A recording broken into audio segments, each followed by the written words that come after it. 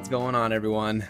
Welcome to the Design Today show, where on the show today, I've got a good friend of mine. He and I go back a handful of years now. His name is Johnny Pickett, JP _ jacked on Instagram. JP got heat like Tallahassee. JP is the man. He's a friend of mine who, like I said, we go back now a handful of years. He's a bodybuilder. He actually inspired my little brother to get into working out, who in turn inspired me to get into working out. And this we're talking about 6 years ago when I was probably in one of my more better shapes throughout my life. But JP is kind of the one who's inspired it. And throughout the year, he's actually been there to help me get myself going again. But what we're talking today, or what we're talking about, actually stems from about a year ago. He and I, about last January, February, we started out on a little project of his, trying to build himself a brand for fitness coaching, helping people get in shape, whether that be, moms post-pregnancy or just a working dad, whoever it may be. He's a fitness coach, and he had aspirations to get this fitness brand of his own off the ground and get it going. It was something that he and I spent a lot of time thinking through all the little details that could play into what it is to get his fitness brand going, getting his startup off the ground. And he ran into a lot of different hurdles. And on the show today, we talk about what some of those hurdles are of a startup. And now as he's transitioning to a different startup venture of his, some of those hurdles that, again, he's going to learn from his mistakes that he made before and how he can overcome them this time around with a completely different startup, but still taking the same approach. How can we mitigate risk? How can we, get this thing going, get this ship headed in the right direction, all while mitigating our risk, keeping our expenses low, and kind of bootstrapping it.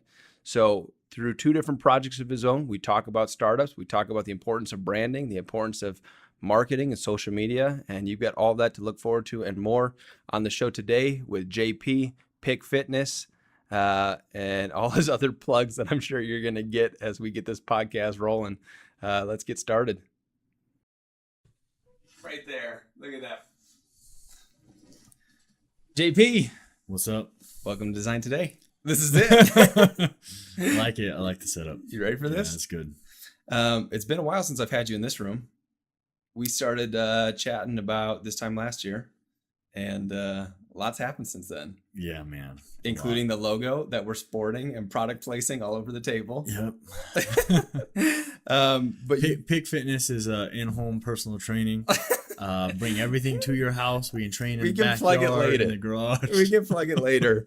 You've been on my list of people I've wanted to talk to for a while because of how much time we spent earlier in the year talking about branding, talking about marketing, talking about startups, all of that. And that's, really what I wanted this Design Today podcast to be about.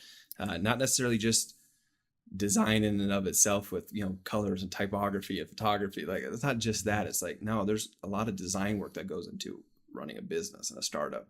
And I feel like you and I hit every phase of that when we started working on the Pick Fitness branding and the whole project in general. So I wanted you to give us maybe a couple minutes to rewind the clocks back to February. Tell us a little bit about where your mind was at and what you were trying to accomplish back then, and then we'll talk about how it's evolved. Yeah, so it started out, I posted on Facebook, do I know any graphic designers or people? That's right. Yeah, we just started getting talking about it, and the idea was I just wanted to make a brand. Like, I see on all these social media, and I was like, I want a brand. I was like, I want to label myself as something so that in the future, if I want to ever capitalize on the platform, I can. I already have a logo, I have all that set. We came in, we sat down, we kind of went over what skills I have. Yep. Then we went over how we could monetize it, like initially, right? Like, we talked about personal training, and I said I would love to do that. Yep. But there's just no money in it. Yep. That was literally what I said, and you told me something inspiring along the lines of, do you remember? No. Okay. But we could figure it out. Yeah, it was like, there's money in it if you want it to be. Sure. was like, okay. Yeah, there's a way to spin it. So we tried to figure out, what I would be comfortable, what I think I'm worth. I was like, well, I think I'm worth $18 to $20 an hour. Yep. If I'm going to someone's home, if I'm training them in home, yep. and I'm doing diet and everything. So that's kind of how we got going on. And we covered the gamut. We talked about what if we did in-home training, what if we did out-of-home training, like at somebody else's house, like your client's house. What if we did it in a gym?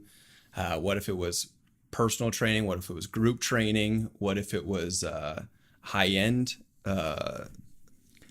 clients, like, major bucos, tons of money clients? Yeah. We covered the gamut of how many different ways we could spin JP, the fitness trainer. Yeah. And we covered it, dude. I even looked into trying to get into like the workplace and like to do a corporate. That's like, right. Just a basic stretching routine. Yep. For free, plug my services. So now, for those listening, JP's jacked. In fact, if you're watching the YouTube video, he might be completely in frame. Did you just flex for the camera? Maybe he's in frame if you're watching the video. Maybe he's not all in frame. I don't know. Dude's wide like a house. But it was more than just, you wanted to do more than just like help people get in shape. You came from a background that wasn't just fitness. Tell me a little bit more about like the health stuff that you were involved in before that. Yeah, well, I was a medical assistant for 2 years, pediatric medical assistant. I haven't always been bigger.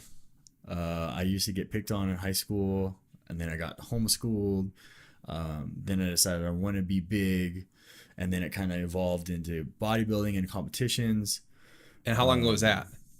The start of the competitions was in 2014. So you and I and my little brother Dalton, we started working out. This was 2013. Right around there. You weren't this big at that point in time. Yeah, right around there. But you got big quick. And so when I saw your Facebook posting, I thought, okay, maybe he's just trying to help people get into competition shape. But after we started talking, it was more than like, no, I'm not trying to help. Yeah. You can help those people, but it was more like, I can help anyone. Yeah, it was actually more like I actually don't really want to do that. Right. I don't want to help competition. I don't want to help bodybuilders. I want to help normal people like you. Yep. Normal people like me. No, just like average body type, like people who think dieting's hard, who are like reading the magazines about, oh, I'm going to lose 30 pounds with this fad diet and want to do it. Yep. People who are busy, don't really know how to eat because I diet and I train in a different way. Yep. Like a not mainstream way. Well, and you even did some training with my wife and stuff, right? That was right after we just had our daughter. And so it was like trying to get back into like, what did you call it? Help these moms trying to get back in shape. I can't remember what the name of that was though. Yeah, we had some good funny names. But just to wrap all that up, we covered the gamut. We covered all of our bases. We did a little bit of branding, but I was slow to get you started on the branding. I didn't want to get you going on branding right away. Yeah, you literally sat me down and was like, okay, I don't want you to fall flat on your face. I want to get you your brand and you just do nothing. Right. We made a game plan. It literally came down to, okay, now I'm going to offer personal training services. Here's my cert. Here's my group training cert. Yep. I'm going to be doing free Saturday workout classes. Yep. To show people what I can do.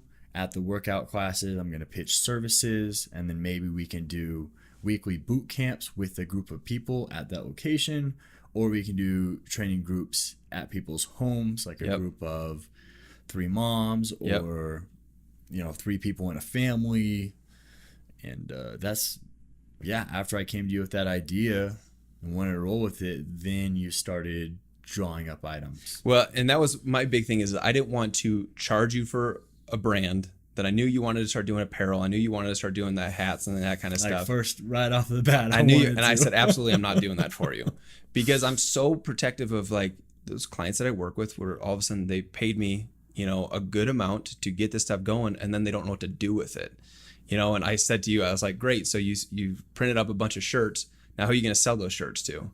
And everyone always goes, well, I'm going to sell it. I've got a lot of friends and family who I can sell this stuff to. I'm like, great. But then once your friends and family have bought your shirt, now who are you going to sell it to?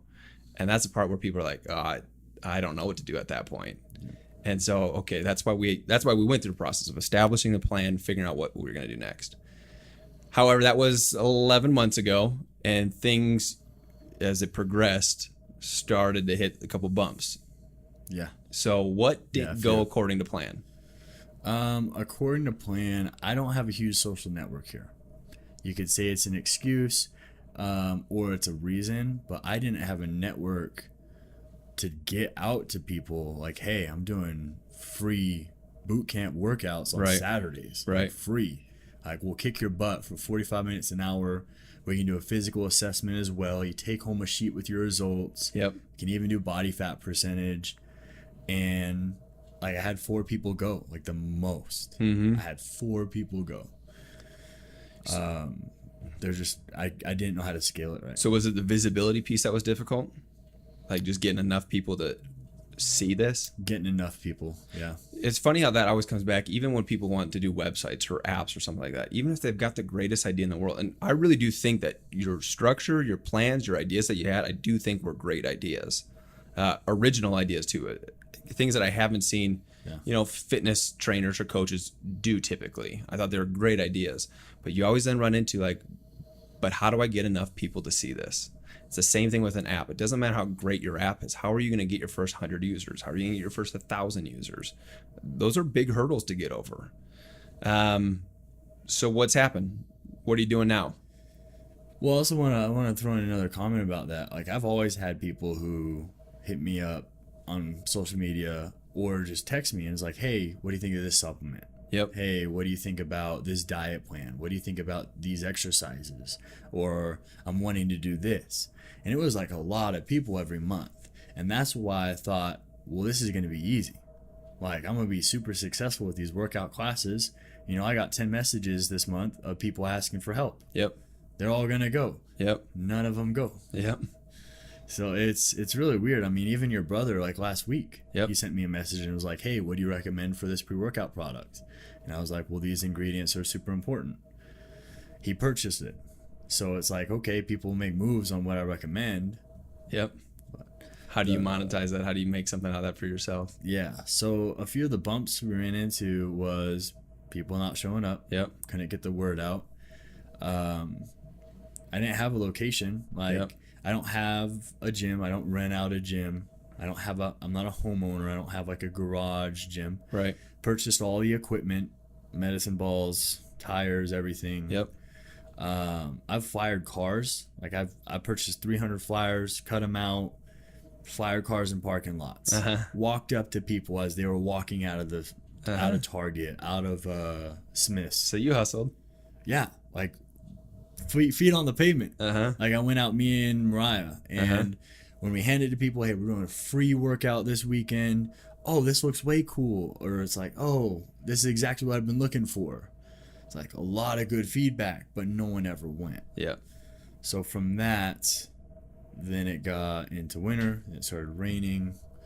That's when it kind of put the brakes on it. Yep. That's when it pays to have something indoors or somewhere in Arizona where you can work out outside year round or something like that. Yeah. Now, because I do think one of the pieces that you're hitting to is consistency, right? I mean, you could have continued to hustle. You could have continued to do all that. You were holding those Saturday workouts at the park. Mm-hmm. I think eventually you can get people to go to those things, but it may take, what do they say, 7 times that somebody has to recognize something before they actually take action on it. Like, they got to be able to recognize this brand or recognize this promotion 7 times before they'll actually take action on it. I mean, that's a lot of flyers, and you better make sure that you're at that park every single weekend. Yeah, it was for when they show up. Yeah, it was the same time every Saturday. It was at 9 a.m. Assessment at 9 a.m. Workout at 9:30. Like every Saturday. Yep. We did social media posts. I boosted posts. I did actual Facebook ads. Like nothing really ever popped. Like, people didn't message. I post on KSL, post on Craigslist, classifieds. Cool. Even Facebook Marketplace. I got some feedback on Facebook Marketplace, people wanting personal training, but they're over like way down south, like 40 miles. Like, I got to travel 40 miles to this person's house to train them. Mm-hmm. Like, I'm not gonna do it. Yep. It just wasn't worth it. Right. So. So you hit a couple bumps in the road. Is the Pick Fitness dream over? The Pick Fitness dream is definitely not over. Okay. I wear this hat multiple times a week. Okay. All my family's got the apparel. And you're waiting. So to overcome some of these hurdles, you're doing what? To overcome some of these hurdles, essentially, I'm trying to figure out how I can get the most capital doing other things. Because this is, to me, it takes a long time to grow a client base as a personal trainer. Yep. So to me, this is a really hard grind to do. Start from nothing, like no huge network. I didn't grow up here. 100%. So I'm getting married in 2 weeks on the 19th. How you got so lucky. Yep. And we are opening a Snowcone shack in April. Yep. We're going to do soft openings end of April, around the 20th, 22nd, and then have it open for May. So the fitness trainer turned Snowcone shack owner. What it's going to be. What brings that full circle? I mean, what is the hope in opening the Snowcone shack? The hope in opening a Snowcone shack, actually, it's going to get a bit deeper. My fiance hates her job. She does. She's always wanted. Does her employer know that? Don't worry, her employer's not watching this. So she's always wanted to own a business. Always talking about like owning a tanning salon, something like that. And she was like jumping over the table at a Snowcone shack idea. And so she's gonna run it. She's not gonna have to work. More income. She's gonna be happier. She can pretty much hire anyone she wants and likes and work with them all day. Okay. So all the benefits of a startup you're going to be able to achieve with having this little small business of your own. Yeah. I mean, benefits of a startup. I guess that's right. Right. You get to set your own hours. You get to run your own pace. You get to have the control. So those benefits are things that she's excited to have. Yeah. Cool. So what then? I know you had a couple questions. You had a couple of thoughts that you wanted to discuss. What are some of those things that you're talking about as it relates to that Snowcone shack? So the Snowcone shack, it's going to be called Snow Flow. Okay. We're doing everything as original as possible. So when we first sat down, I was like, hey, what's Fiverr? We talked about maybe getting a logo done on this application website. Well, I went to Fiverr. I got an animation made. So I got a custom character made. We refined it 4 times. I want to show it to you, but I think I saw it on not Kickstarter, GoFundMe? Yeah, on the GoFundMe page. It's one of the updates. Yep. So it's Flow. Yep. It's pretty cool. Yep.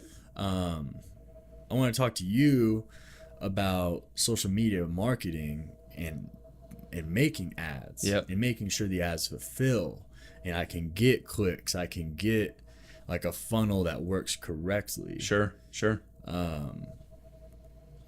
Yeah. Also, you have so much experience in the not just graphic design, but just in business in general. I wanted to kind of figure out, okay, how much of a profit margin is it okay to cut down to get people in the door, essentially? I don't know if that was a bit beyond your expertise. Well, the funny part with that one is there's not a set in stone answer. It's a personal answer. How much can you cut profits in order to keep it going? How much of that is the actual goal of what you're trying to do? We're trying just to get more people here, more repeat customers. What else can you do what else can you do to try and encourage repeat customers?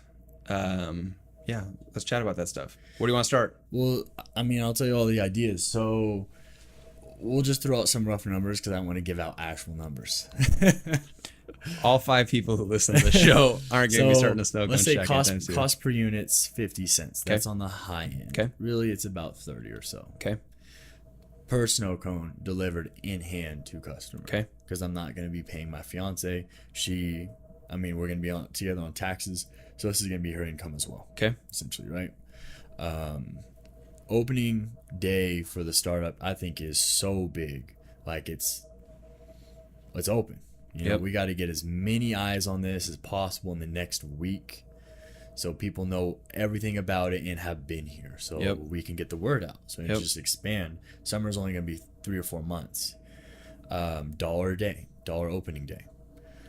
Every snow cone's $1, Okay. any size. Well, on the high end, 50 cents, I'm still making 50 cents a cone. Yep. If I push out 100 cones, okay, I still made a few bucks. Right. And I had 100 people come by the snow shack. What are you going to do to encourage those 100 people to come back the next day or the next weekend? Because it won't be $1 a day the next time. I haven't gotten that far. So likes on social media, like we're going to be running ads, we're going to be running deals. A few deal ideas I have is every day we give away a free snow cone to someone who likes us on Facebook Okay. or Instagram. Okay. Whoever comments first on our Instagram post, come by and get a free snow cone today. So incentive to like us on social media. Incentive to follow too. Do like the push notifications for posts. And be active, Yep. right? Because every day you get the chance of winning a free snow cone. Not a big deal because it's 50 cents for me, right? And I'm only going to give one. I wonder if you can do it where it's 2 free snow cones, one for the person who comments and one for the person they tag. Perfect. Now you get 2 eyes on it. That would work. And that gets more people to follow the page. Sure. So that would work really good. I like that. If you're doing it every day too. Buy one, get one specials. We're going to be doing things like that when business is slow. You don't see that at snow cone stands. I don't know why, but when you see it, you're going to want to go. No one's heard of you get a free snow cone. So if I just spend it's going to be 3, 4, and 5. So if you want to spend $5, get a large, you can get a large for free. 2 large, normally $10. You got it for $5. What are those prices in comparison to other snow cone shacks around? Off the top of my head, I don't recall the Okay. other snow cone shacks. It all actually online, and I'm in a few different forums for snow cone shacks. It all depends on how high of traffic the area is. Sure. So like a higher traffic premium location, it's going to cost more. Okay. But if you go down a street, down a side road, and there's a snow cone shack, it's going to be a very cheaper price. Sure. Makes sense. Is there anything about your snow cones that are going to be different than somebody else's snow cones? Yes. What's a the lot. magic difference? We have a biodegradable star cup. What does that mean? So you leave it on the ground, in 6 weeks it'll be completely gone. That's cool. So it's also a star. So the big How flower are you going cups. to market that? Haven't hit that yet. Because you do have Flo, your little character for Snow Flo. Uh-huh. It's a flower, right? It's a Hawaiian hibiscus, or Yep. Hawaiian shaved ice. Yeah. So I wonder if there's anything that you can do in the branding of Snow Flo that helps you recognize as the, I don't want to call it economical, I don't want to call it green, but something that's The recycling more sign, environmentally friendly. how Yeah, there's like 3 green arrows around it. We could put that around Snowflow. maybe. I think there's something you can probably try and do. Otherwise, nobody really cares about. They're not eating your cups, so what do they care that your cup's biodegradable? I was just thinking areas that hit every kind of demographic person. Yeah.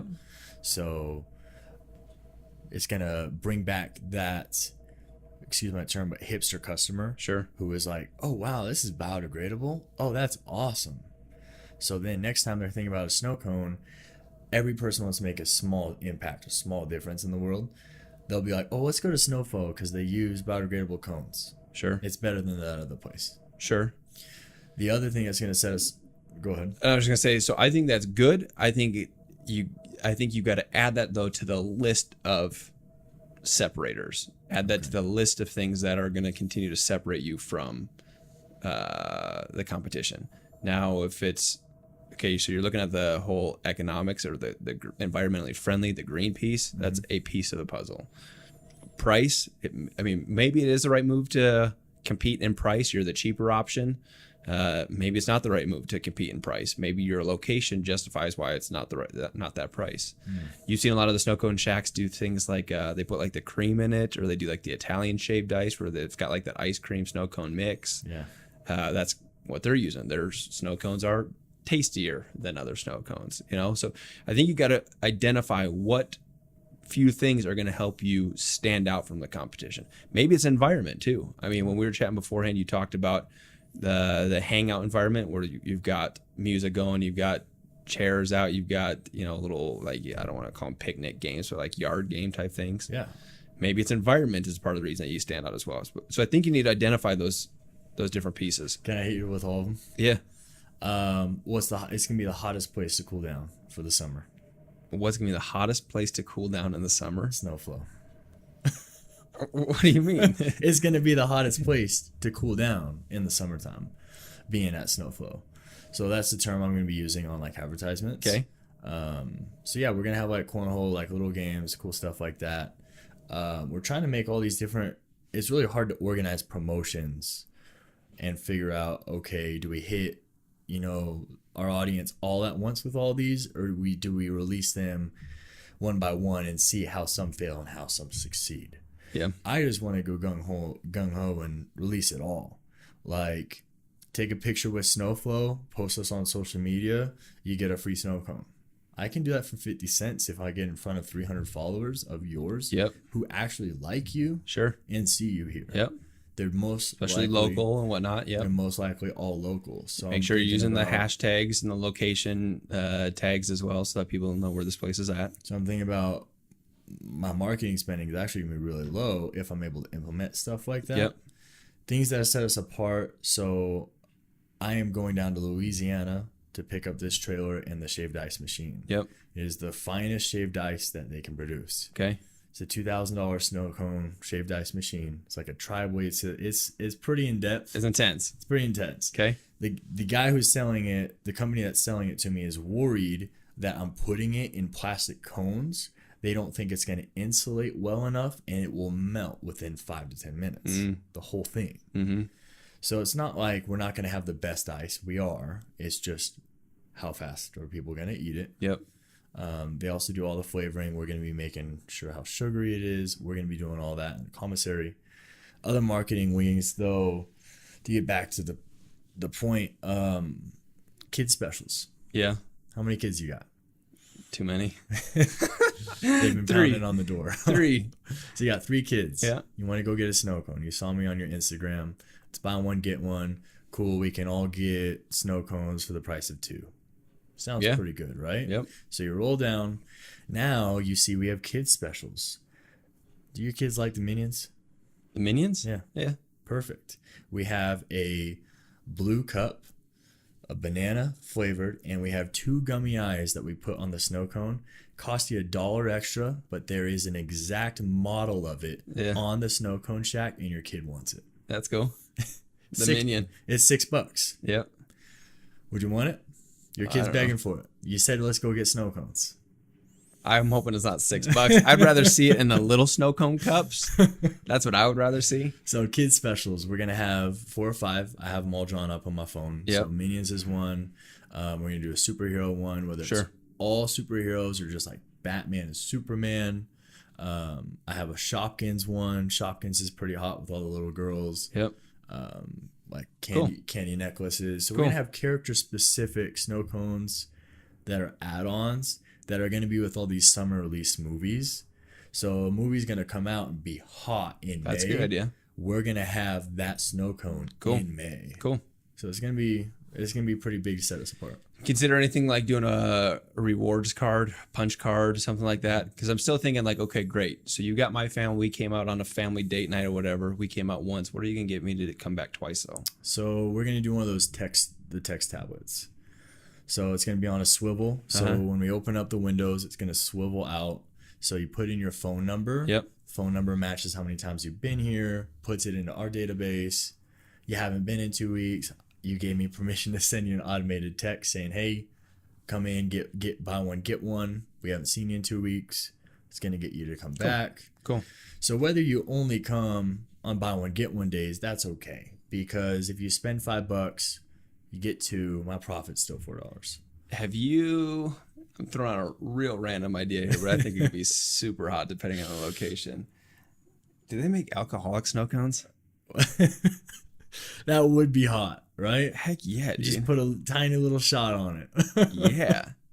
I mean, I don't even drink it. I'm thinking, yeah, that'd be a hot idea. That would be hot. Especially if you got mom and dad taking their kids out for, 5 kids all about to get hopped up on sugary snow cones. Yeah, I want a shot in mine. Yeah, that's fun. I mean, obviously you got to go down the path of getting your, alcohol license. Yeah. And that kind of stuff. I wonder if you've read anything on those forums about people doing. That was something my fiance actually wanted to do. Yeah. So she was like, we could do that like after hours, like at a later time. Yeah.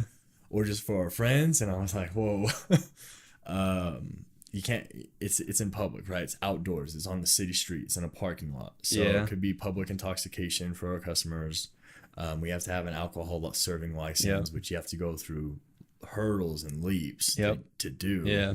And then everyone working in the shack got to be over 21. That's true too. It's just funny because you could totally spin it into like this adult Snowcone shack. Yeah. You got like a on-site breathalyzer test. You could totally spin that in a cool way that I think would, again, create one of those separating factors. It would be really cool to do for a private event. Yep. I would look into it for a private event because we're going to be doing those. Have a different menu for these private events. Yeah, I think it'd be really great. So, backyard wedding, snow cones, or backyard celebration. And we do alcohol if you provide it. So what other questions do you have for me though that I can answer or we can discuss a little bit before we wrap up? Like all those ideas, like obviously like I came to you with Pick Fitness and I had all these ideas and I'm like, if I can get 8 people doing my weekly boot camp, like I'm gonna make a ton of money. I can quit my normal job. Right. But it didn't happen. Yep. Like I wasn't able to implement it right. I didn't know how to advertise it. Like these are things you think like you build it and they will come. But it didn't happen. Mm-hmm. I really don't want to fall on my face again. No, that's not fun. You know, like I was looking at that while you're setting up the experiment, fail, learn, repeat. Right. It's the experiment. Yep. I failed, but I'm not giving up. It is something I want to do in the long term. I want to have my own gym. I want to train people. I want that to be my career. But I'm going to need other side hustles, other businesses going on. Yep. So what I learned from this is I need to have the whole plan, every piece, like figured out. How am I going to implement this? If that doesn't work, what am I going to do? Are we going to move locations? So I don't know how to implement all these ideas. I think documentation of everything that you're doing is going to be essential, right? You want to document, we tried this promotion, this happened. We tried this promotion again on a different day, this happened. I mean, it's basically you need to have your own form of like analytics. Right, whatever that is, you need to be tracking. And you said you've got a software for customers who are coming in. If they put their phone number in, yeah. But even if they don't, you got some way of like, I mean, how are they paying?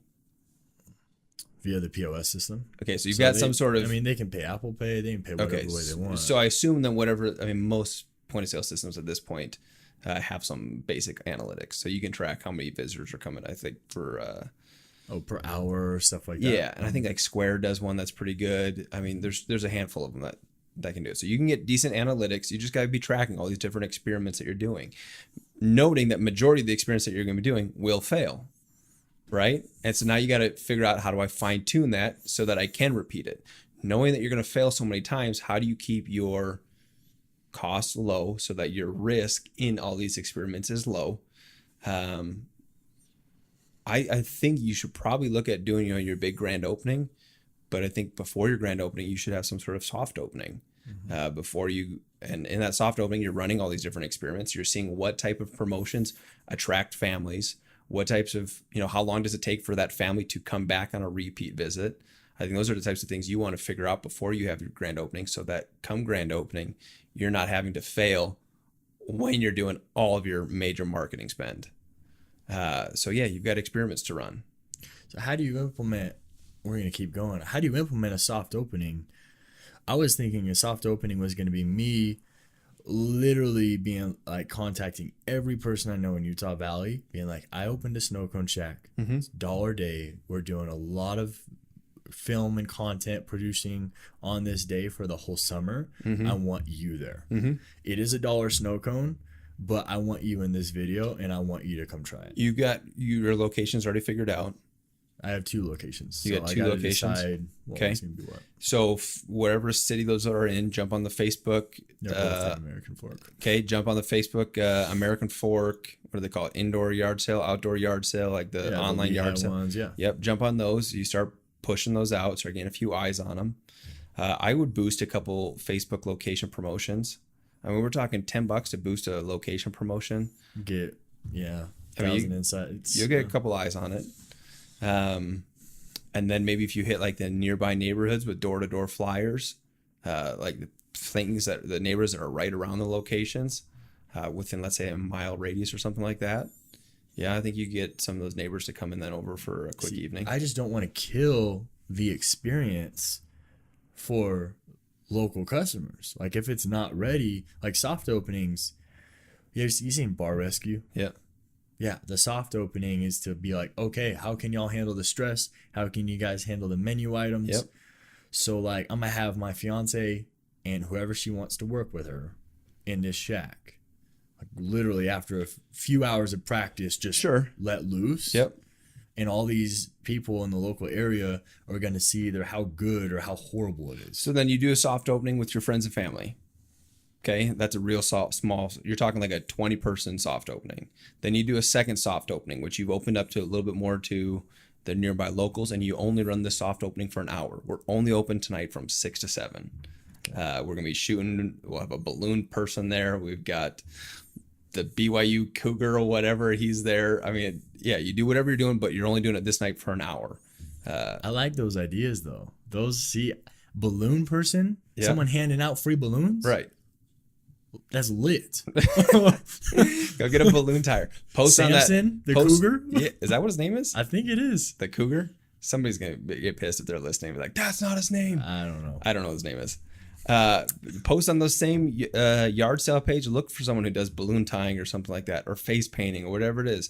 And maybe you don't want to blow your wad on, maybe that's a bad term to use. Maybe you don't want to blow your wad on your soft opening. You want to save something special for your grand opening. But yeah, I think you need to start experimenting with these on a smaller scale, on a bigger scale. If I were in your position, I would be very interested, not in how many people I can get there, because I think the harder you work at people, the more people you're going to get. So that's a variable that I think you'll be able to control. Okay. I would be more interested in who comes. Does a single person come, or are they coming on date nights, or are they coming with a family? If they're coming with a family, is mom and dad coming with kids? Is this mom with kids, dad with kids? Who's coming? I'd figure out a way to track this, and then I'd also try and figure out, and at what point do these families, or that demographic that I just figured out, it's a mom and dad, or it's a date night, or it's a family night. How long does it take each of those demographics to come back for a second visit? Maybe date night, they're coming back once a week. They're coming back every Friday night, whereas a family is only coming out once a month. I think that's going to teach you to understand, well, then maybe I only run these family promotions once a month, but I run these date night promotions once a week. I mean, that's the type of stuff that you can figure out on a smaller scale before grand opening so that you know how to market yourself. So with Pick Fitness, you kind of had me sit back as well. Like you were like, let's figure out game plan. Yep. Before we move forward. Yep. That's what you're telling me right now. Mm-hmm. Like, I'm pretty close. Like, I've been working really hard getting all these things fine tuned. Like, you got to figure out everything. Like, flavorless. That's really hard. Yep. But I'm to the point now where it's like, okay, I'm paying my deposit to have it built in 2 weeks. Yep. And I'm going to have it in 8 weeks. Yep. I was going to get it wrapped the week after. I was going to do training and soft opening next week. Are you thinking I should maybe even push back grand opening?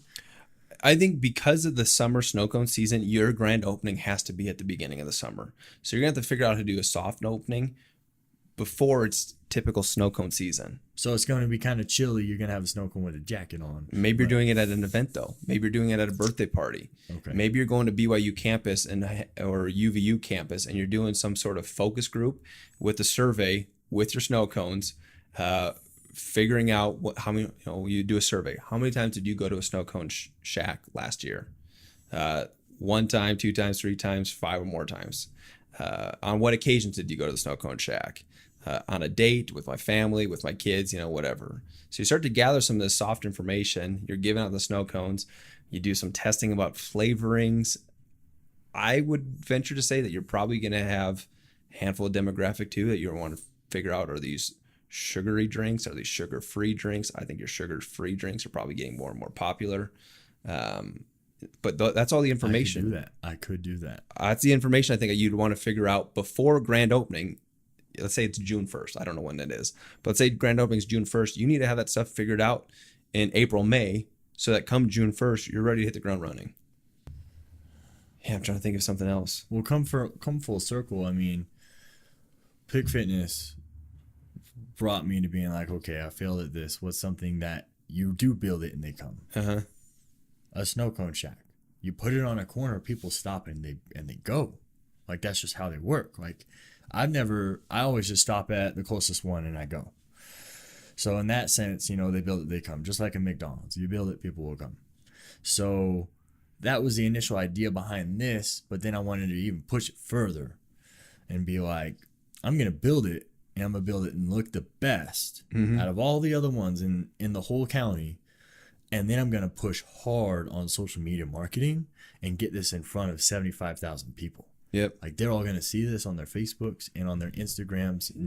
You know, everyone's going to know. And truthfully, I'm not too sure how that works. As far as, you know, if you build it, they will come. I think there's a lot of things that will go into that. Visibility.